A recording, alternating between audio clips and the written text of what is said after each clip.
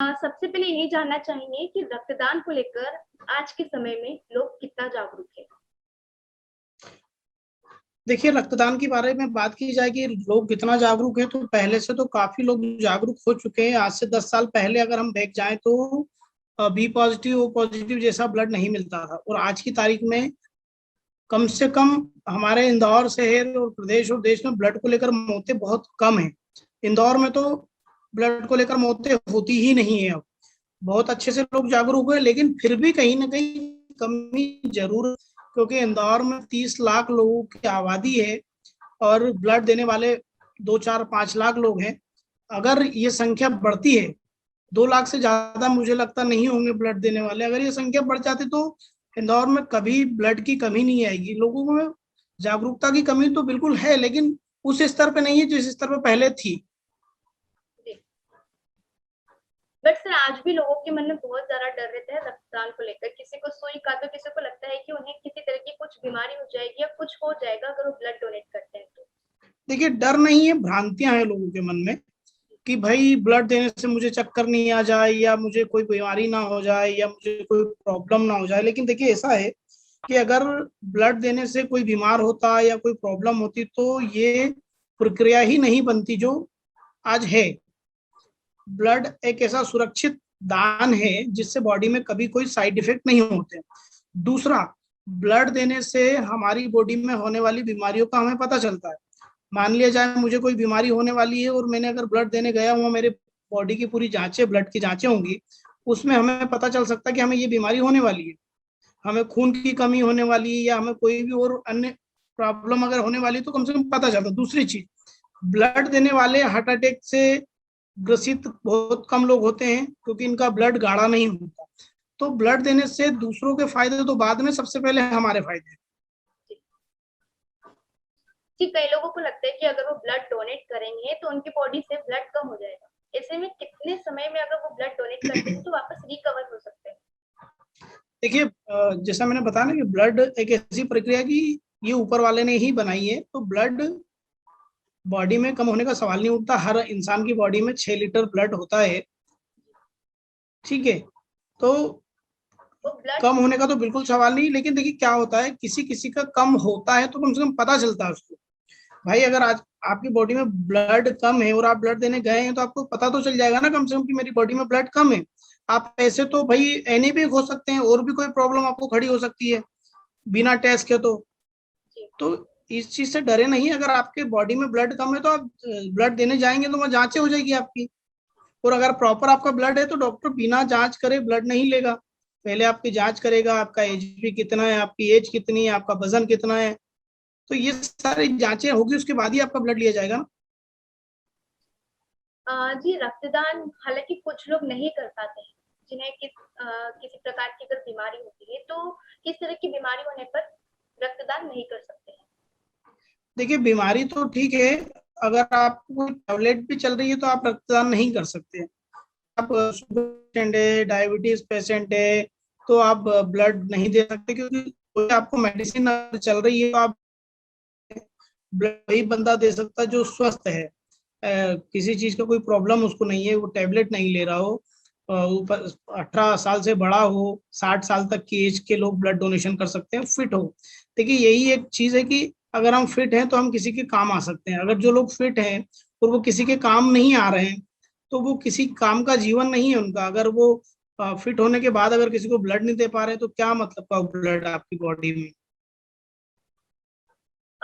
जी, आप संक्षिप्त में हमारे दर्शकों को बताइए कि अगर ब्लड ग्रुप वाले किन्हें ब्लड दे सकते हैं और वो किनसे ब्लड ले सकते हैं?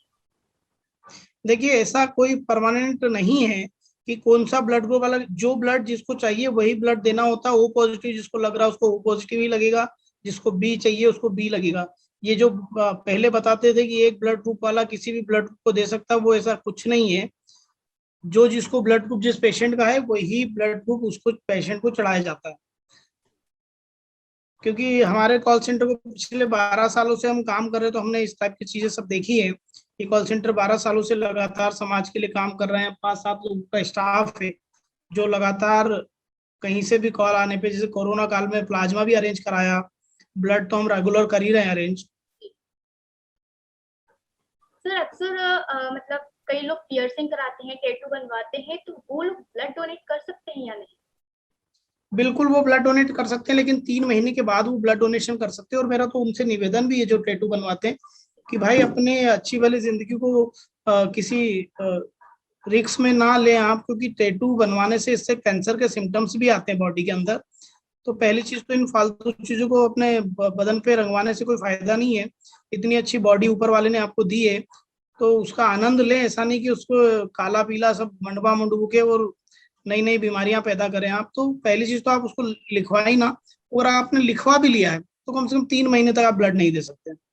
और दूसरी चीज ये ना कि भाई दूसरे को तो ठीक है, आप अपने परिवार को भी नहीं दे सकते। अगर आपने टेटू बनवाया तो आपकी मम्मी पापा भाई बहन किसी को ब्लड भी लगाना तो आप सिर्फ खड़े रह के देख सकते हैं, दे नहीं सकते। सर रक्तदान करने से पहले किस तरह की सावधानियां या किन बातों का ध्यान रखना जरूरी होता है? देखिए रक्तदान के पहले 1 घंटे पहले आप अच्छा सा नाश्ता या खाना आपको खाना जरूरी है, या नाश्ता कर लीजिए खाना, क्योंकि खाली पेट ब्लड नहीं देना चाहिए।